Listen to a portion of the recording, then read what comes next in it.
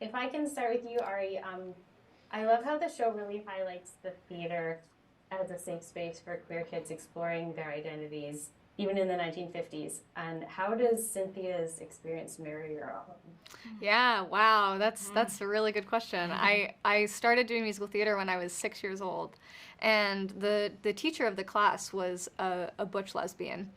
And she, yeah, our director, she's a butch lesbian. She was like the first queer person that I like saw in real life that I like knew was queer.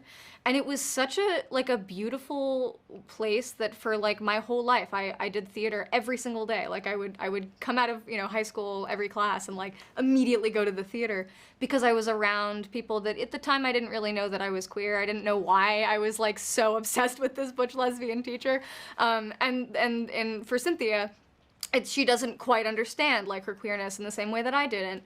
But through the theater, through the exploration of theater, through the things that you get to sort of see in yourself whenever you play other characters, she gets to explore that in a way that's a lot safer than she would have in any other sort of extracurricular activity.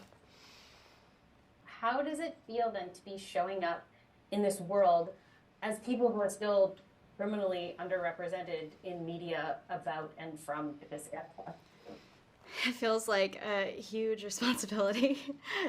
We want to do justice for them, but it's also an incredible honor and a privilege that we even live in a world where we can tell these stories and shine a light on these people who didn't get the time of day in person in the world or screen time. It's really great. It's really special and powerful and inspiring. Who were your main inspirations for your characters in the show? I talked to a few people who were alive in the 50s who I like, can't tell you their names, but that was really special. I had watched Grease like 50 times, like in the first week of after I knew that I had booked this job. So obviously the original cast, and I think each of us sort of brought a lot of ourselves to the characters, and had to sort of empathize with ourselves and figure out how we would have responded in those situations and what we could bring to ourselves authentically to these roles. So there's that as well. Yeah, I did have some specific people who I kind of pulled from to sort of create Nancy, and of course it's like mainly you, but also there were aspects of these actors from the 50s and their poise and all of that, like Marlena Dietrich.